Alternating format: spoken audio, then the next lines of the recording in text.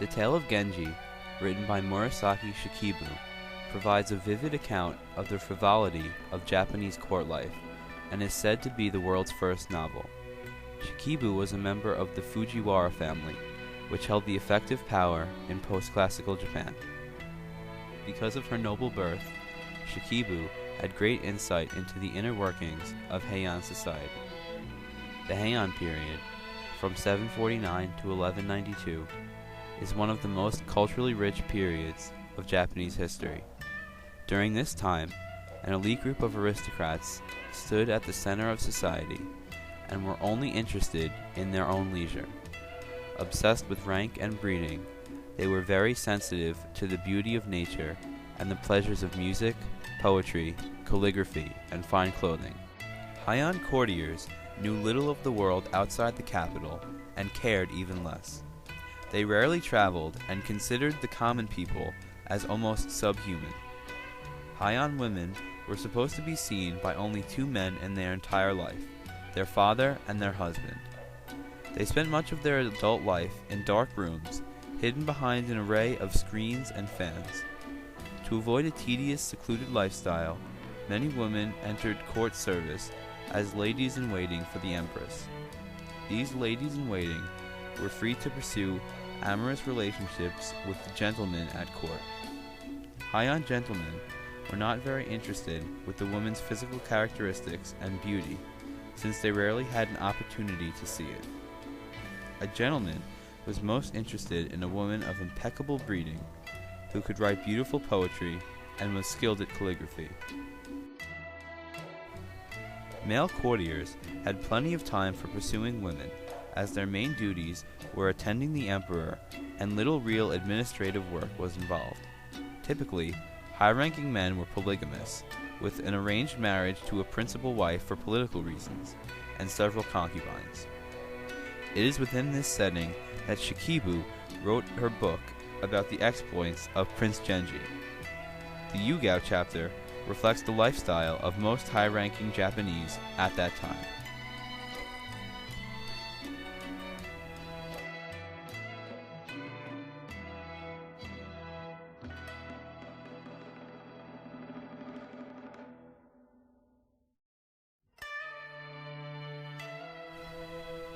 Genji decides to visit his old nurse, who he learned had been ill. While waiting to enter the old nurse's house, he notices strange flowers growing on the fence of the house next door.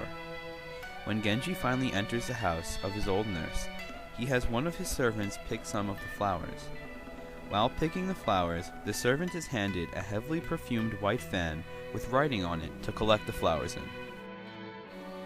As Genji left the house, he looked at the fan and saw a poem that had been carelessly but elegantly written on it. The flower that puzzled you was but the Yugao, strange beyond knowing, with its dress of shining dew. Genji is intrigued by the poem, and sends Koremitsu, his old nurse's son, to find out more about his neighbors.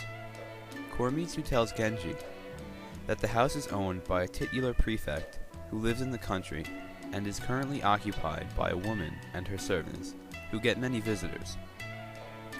Some months went by since Genji first received the fan, and his interest in the mistress of the house continued to grow. At Genji's bidding, Koremitsu arranges a secret meeting between Genji and the secret lady. Genji arrives for the meeting in the humblest of ways, on horseback with just Koremitsu and one young attendant at his side. The lady was mystified by Genji, and the two became lovers, although neither knows the other's true identity. Genji found himself growing deeply attached to this mystery woman, and was unhappy whenever they were apart. Soon, Genji started spending all of his time with this girl, because of the fear that she would run away and he would never know her name. Genji even stopped spending time with Lady Rikuju, whom he had been seeing for years. On the 15th night of the 8th month of their affair, Genji sent the woman's maid, Yukon, to fetch his coach, and his servants then carried the woman off to an untenanted mansion not far off. Genji hoped that by being alone together in this secluded location, he and his lover might finally reveal themselves to each other. So after they were settled, Genji sent all of the servants from the house and told them that he and the girl wanted to be alone. The lady asked Genji to unmask himself, which he did in the hopes that she too would reveal her true identity. Yet she refused, and Genji became frustrated.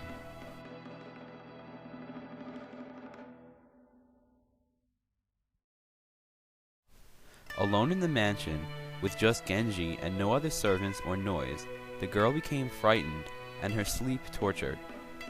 Suddenly, Genji is awakened from his sleep, seeing a vision of the Lady Rakuju ripping the girl from him and belittling him for sleeping with a commoner. As Genji turns toward the girl, he realizes that the girl is having night fits and calls for Yukon and the other servants to come and bring lights and sound to the mansion. Tragically, it was too late and the girl died that night, and Genji once again turns to Koremitsu to handle the situation. Koremitsu arranges to get Genji back to his palace and brings the girl's body to some priests he knows so that she could be properly prepared for burial. Genji was tormented by the loss of the lover, whose name he never knew, and brought Yukon, the woman's maid, to be with him at his palace so that he might learn more about her. Yukon revealed the lady's true identity and told Genji of a daughter she had given birth to.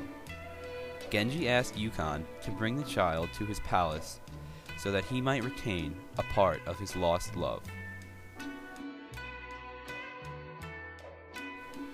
The tale of Genji reflects much of the Chinese influence on Japanese society.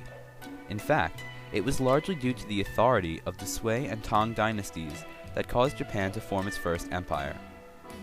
All the way through the middle of the first millennium, the Japanese political system consisted only of several dozen states ruling small regions. After seeing the value of centralized imperial government in China, one of the aristocratic clans in Japan asserted power over the others. Inspired by the Tang, this clan claimed authority and introduced a series of reforms designed to centralize Japanese politics. The imperial house established a court modeled after that of the Tang, instituted a Chinese-style bureaucracy, implemented an equal field system, and provided official support for Confucianism and Buddhism. During the Heian period, most Japanese literature imitated Chinese models and was often written in the Chinese language.